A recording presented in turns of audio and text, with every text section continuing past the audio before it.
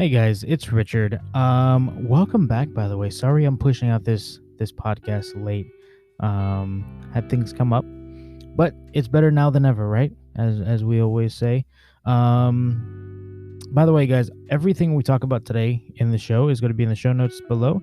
Again, if you guys have any questions or concerns and you want to go ahead and promote yourself, or if you want to give a shout out, or just ask me a general question, you can all do that on my TikTok channel, or there's going to be a little link. There's going to be a set of links that you can click on and browse around and check everything out.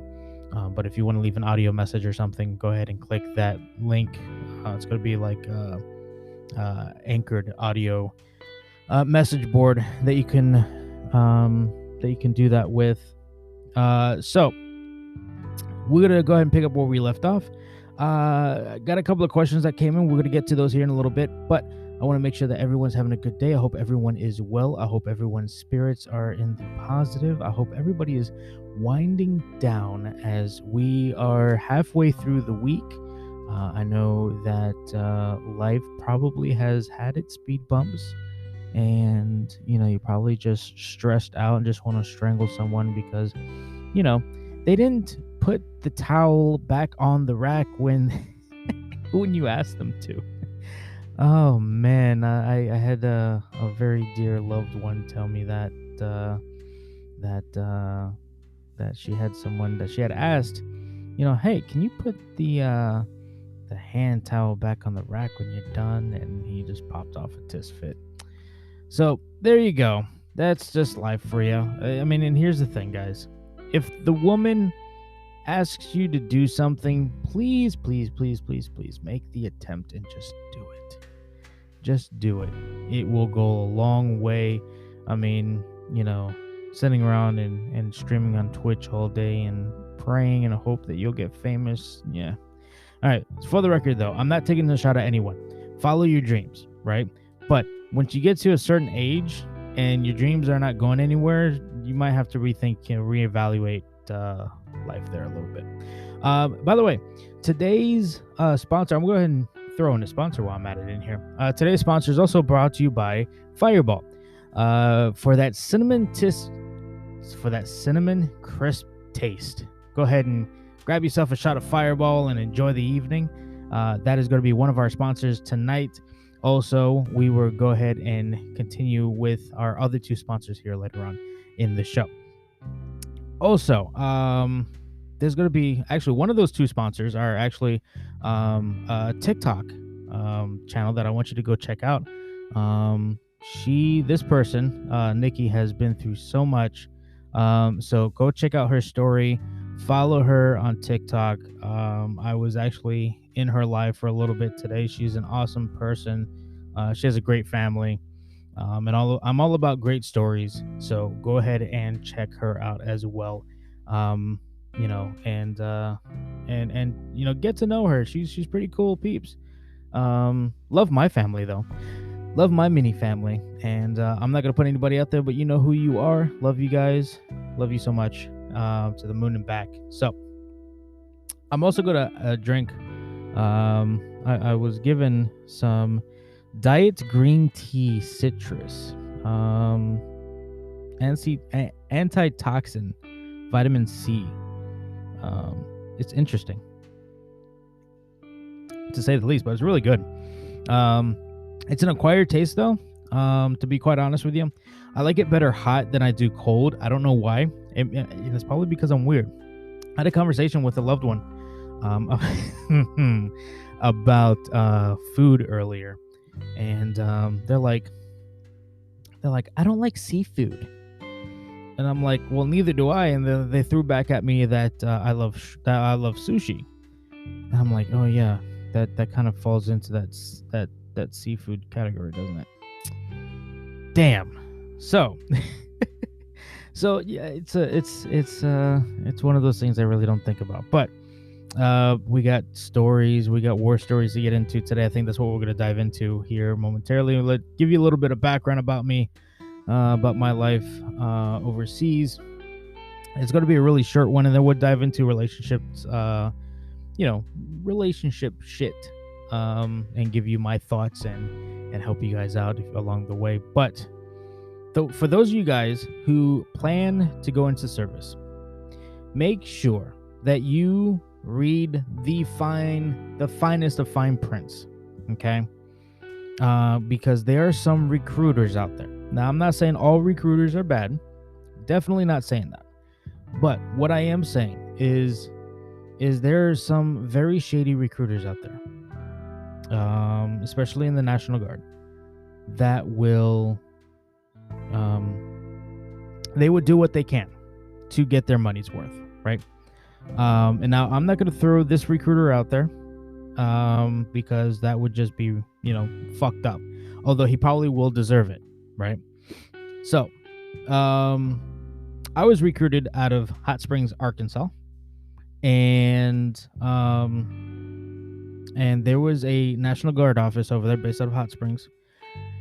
So we went out there, and I was all excited. I was like, yes, be all I can be. Cool. All about the money, right? And the recruiter was like, okay, so let's go ahead and take the ASVAB test here. And he's like, we take the ASVAB test in the office. It'll bypass everything. We don't have to take it when we get to MEPS. Cool beans. Let's go. So we go into the next room. We get our number 2 pencil sharpened and our answer sheet all set to go. Well, there's about maybe 10 of us, right? And it was a mixture between Army, Navy, and Marines. Okay. That was all involved in this. And so we finish the tests. And I've noticed a couple of the guys, because I was sitting in the back seat of this classroom that was in the facility. I was in the very back, and I noticed a couple of the guys had they had paper. So I'm thinking, okay, well, maybe we can write down, try to figure out some answers, right? No, these were cheat sheets that some of these guys had.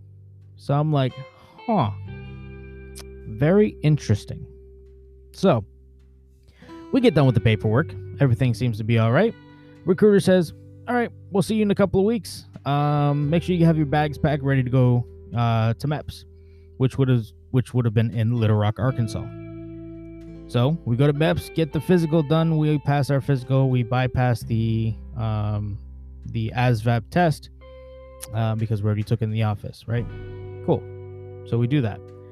A few days later, we get our results. Everybody's passed. Everybody's fair game. Now it's the big day. Now we get on the bus. All of us. We leave Little Rock and we go to the airport. We go to the Little Rock airport. By then, we have I wouldn't say a private plane, right?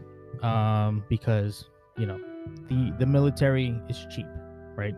And we all know this. But we all go to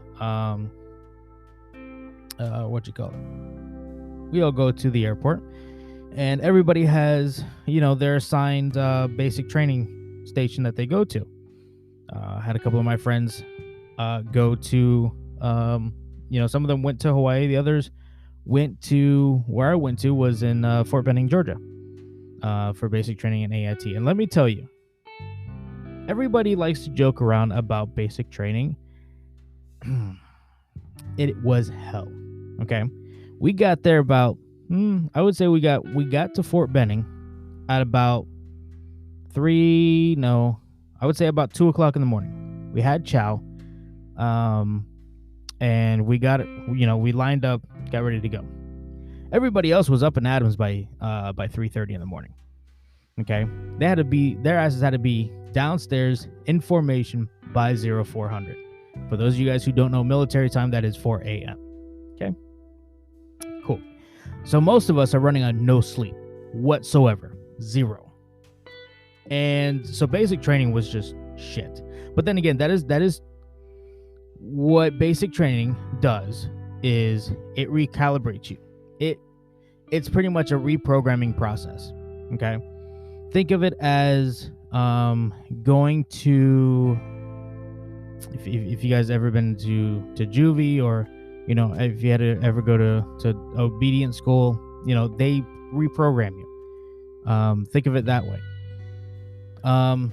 And that's pretty much what they did. They get in your face. You just pretty much take it. You break down and they build you back up. That's pretty much what a recruiter's job is supposed to do. They're not there to harm you. They're not there to treat you like shit. They're literally there to rebuild your life, your meaning of life. Okay, because everybody comes from a different walk of life, but when they step foot on military ground for basic training, they all have one purpose, one goal, and that is to succeed. So, with that being said, we all get in formation. We get to get our uniforms, our ACUs, or squared away, or I would call them digis, because then they were digital uniforms. And because of my ROTC background, a few days later, after we got all squared away, we did promotions, and I was promoted because of Gunnery Sergeant Abbott, who is Marines. He was my ROTC drill instructor when I was in Florida, and may God rest his soul. Funny story about him. Actually, let me just say this about Gunny. Gunny was the guy that will take the shirt off his back for you. Gunny was the guy that would drive you home when your parents would forget to pick you up, or would drive you home because he was concerned about you. That's what Gunny was. Gunny was an old school Marine who cared about everyone.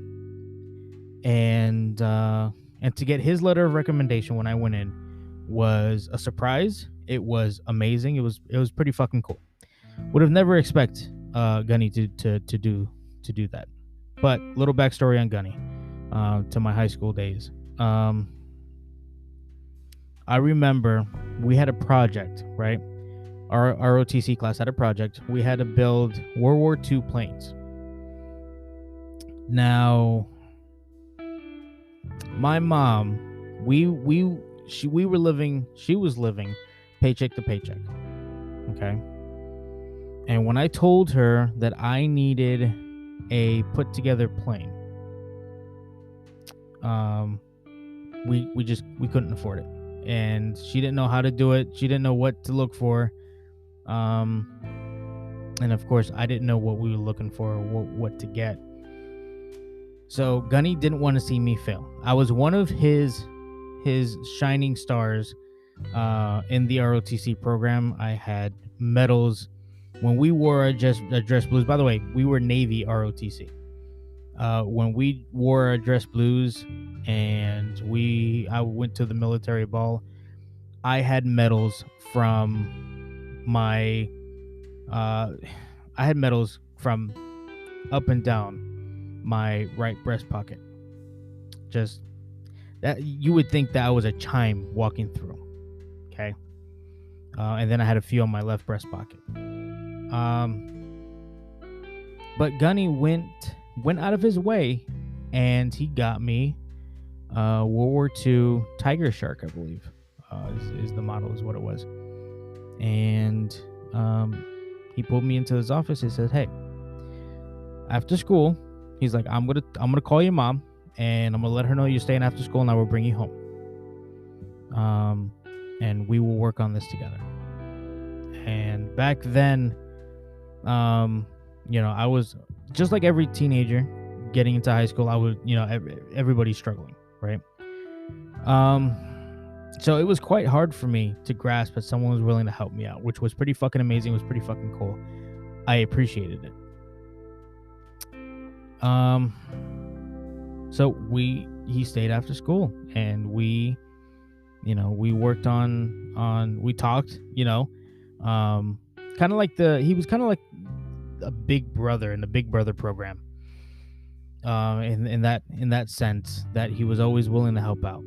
And I'd never forget that for Gunny. And I'm pretty sure he's flying high with the rest of the Devil Dogs. And if he's listening now, and I never got a chance to say this because I never got to cross his path after I left, but Gunny, if you're listening to this in the heavens, may you rest easy.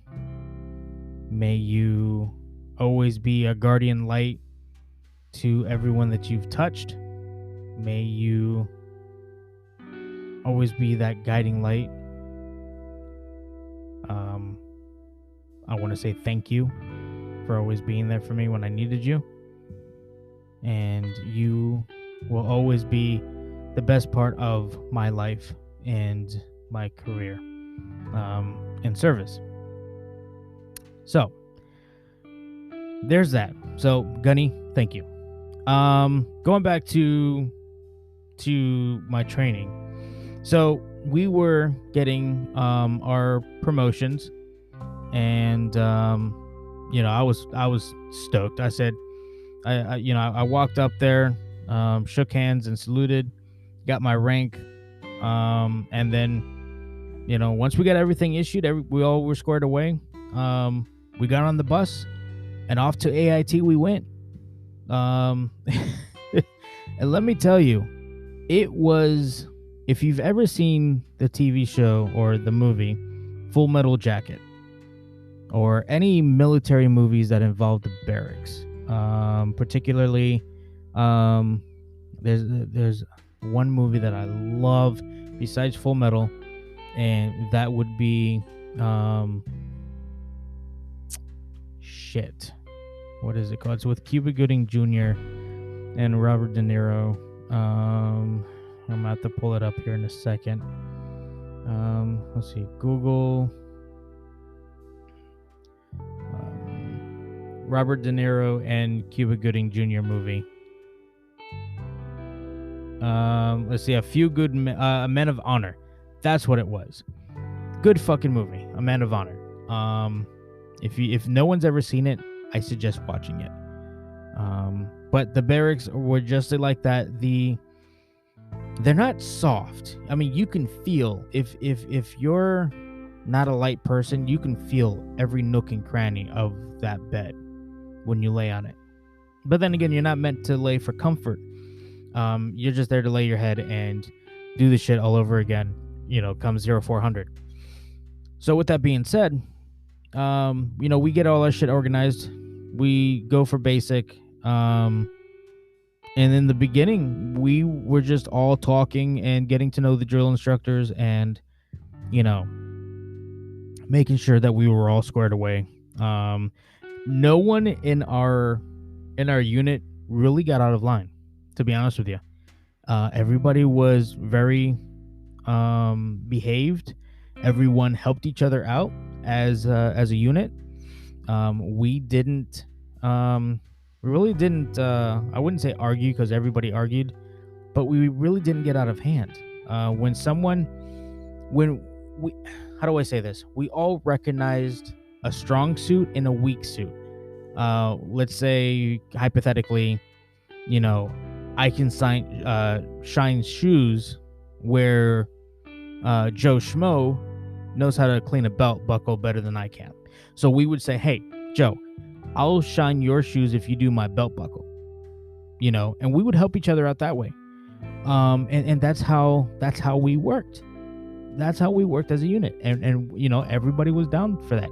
When it came to getting the beds made, you would have the aces, double check everything before the drill instructors, because they would wake everybody up foreverly, and then they would leave to get themselves ready, and then the ace, who was we call them aces because they would be the ace in the hall that would hurry up and inspect all the beds before the drill instructors came back. And we all worked as a team and got the bed squared away. And it's funny because the recruiters were just like, this is immaculate. How the fuck does this unit square away so perfectly? What are you, the fucking the fucking fairies, like the bed fairies. Like, what the fuck is this shit? They were so pissed because they couldn't find anything wrong with our rooms. Nothing. The only thing that they found wrong, and I gotta blame this on fuck, what's his name? I think it was Sean. I want to say his name was Sean. Someone left their foot locker unlocked.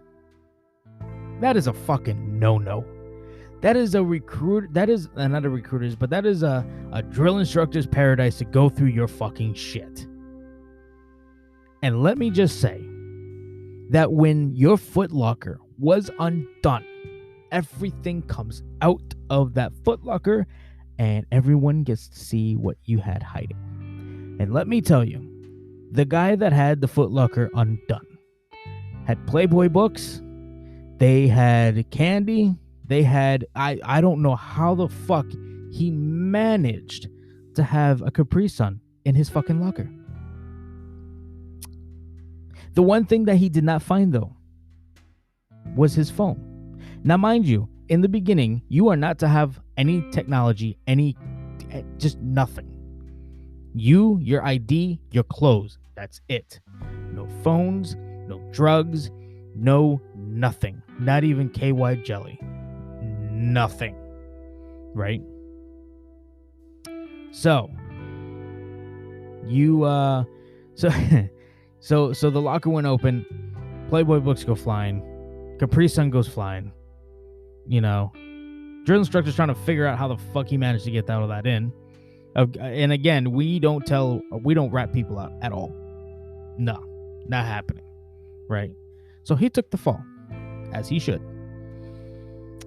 But the one thing they didn't find was his phone, because his phone was sewed into the mattress of the bed. So if they were to tear it apart, the phone wouldn't come out because it was inside the mattress, which was a good hide, with the charger. And then he would charge people for 10 minutes on the phone. He would charge people $5. $5, 10 minutes. And so that was the beginning stage. So we fast forward. We all graduate basic training. Everybody's happy. Family's there. The only family that was not there was mine. My family does not believe in the military. Right? To each their own. Everybody has their own. But we all, everybody gets to see their family. I stood there by myself, and when everybody was dismissed, I walked off the field and just, went to the hotel room, because at the graduation, you get to spend time with your family, and, they set you up all nice. So I get my orders to get on the bus, and head to the airfield in Fort Benning, for departure out to Kabul. Now, the longest flight to Kabul ever. You're talking about maybe 15 hours. The war zone is hot. There's minimal gunfire. And the moment you get there, you see wounded veterans, soldiers, brothers, sisters, left and right. And you pray every minute of every day that you do not end up like them. You don't. And it's a fear that weighs on everyone's mind. I don't want to be like them. I don't want to end up in a body bag.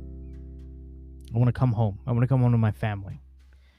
Now, granted, I didn't have a family to come home to during that time. So I was good with either option. Okay? Now, I'm going to shorten this story. Maybe next week I'll go into a longer version. But I'm going to go ahead and shorten this and say that I was screwed. And here's why. I did 18 months overseas. 18 months in Kabul. for them to withdraw me and send me back to stateside.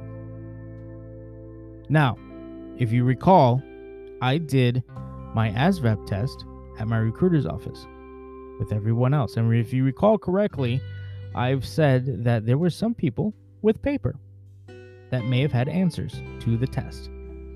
I was not one of those guys. So I had one of the hires say, "Hey, pack your shit. You're going back home stateside. Emergency double time." So okay, what happened? What's going on? They said it was classified. Jag will be waiting for you when you get there. Awesome. Great shit. That's what I fucking needed to hear. So I board up and I land back in Fort Benning where, you know, the lawyers wait, and they don't arrest me or anything. I wasn't in trouble. I was never in trouble. Still am never in trouble. Got a squeaky clean record to this day. And the lawyers are like, "Do you know why we pulled you out?" No. Well, your recruiter did forgery documentation, and he's now serving a long sentence. I said, okay, what does that have to do with me? Well, according to them, my paper was brought up. So here's what happened. They questioned me. They said, "Okay, Richard, did you take your MEPS class in his office, or did you take it at the actual MEPS station, or the ASVAB test?" Rather, they were asking if I took it in his office or in MEPS. And, I'm not going to lie. I'm going to fucking tell the truth. I told him, I said, "Look, I took it in the next room over with a group of guys in the same building as him." Yes. And they said, "Okay." They said you could do one of two things. They said you can get a dishonorable discharge from the military. We wipe you completely clean. That one hurt. Or they can have you start all over again from scratch and have you do basic training AAT all over again. Mind you, I just spent 18 months in fucking hell. Why the fuck would I want to go back and start training all over again? What the fuck's wrong with people? Right? The only reason why this recruiter did what he did was to get a fucking bonus check, because for every recruit that he brings in, okay, for every graduate that graduates basic training, was money in his pocket. It was a bonus. It was an incentive. Some of these recruiters will go to hell and high water. Now, I still claim I'm a vet, but I can never get those benefits, those VA benefits, because my recruiter fucked me over. I was proud to serve my country. I was proud to do what I have done. And I wanted to make my family proud. The only takeaway from this is that I met my ex-wife through a good friend of mine that was overseas with me. That was it. But even then, that pissed me off because, what else can I do? There's nothing I can do. So we'll leave it there. I am going to end this today. We will pick this up next week, so stay tuned for part 2 of this. If there's going to be a part 2, I might just leave it as is. But I love you guys. You guys stay awesome. And stay tuned for my final thoughts of the day. Be right back.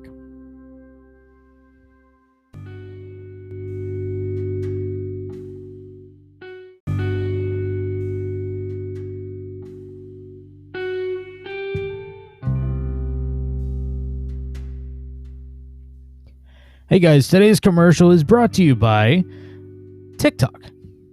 I got a special friend who was just overcoming some drug addictions.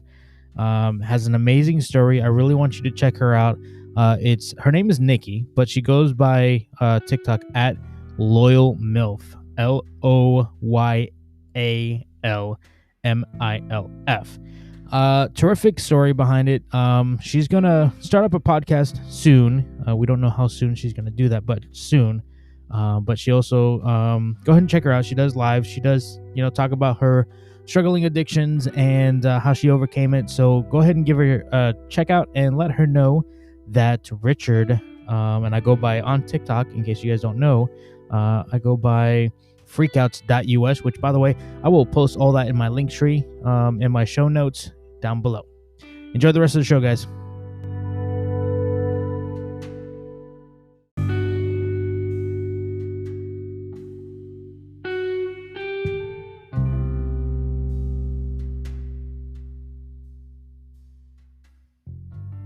And here is today's final thought for the episode.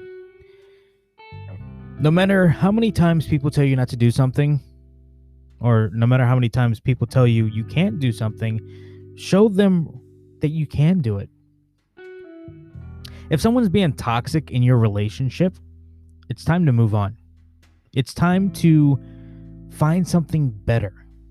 Find something that's worth your fucking time. You'll be amazed how many people are out there, men or women, that are actually good people, that are actually willing to be there for you no matter what the circumstance are. Be there not only for yourself, but be there for the people you actually give a fuck for. You'll be amazed how many people will actually, in return, do the same. Hope you guys enjoyed today's show. My name is Richard, and I will see you guys next week on another episode. Same time, same fucking podcast. And again, if you guys want to go ahead and leave any type of messages, or you guys want to find me on social, Linktree and the message board is in the show notes. Go ahead and check them out. I hope to hear from you. And again, check out Nikki.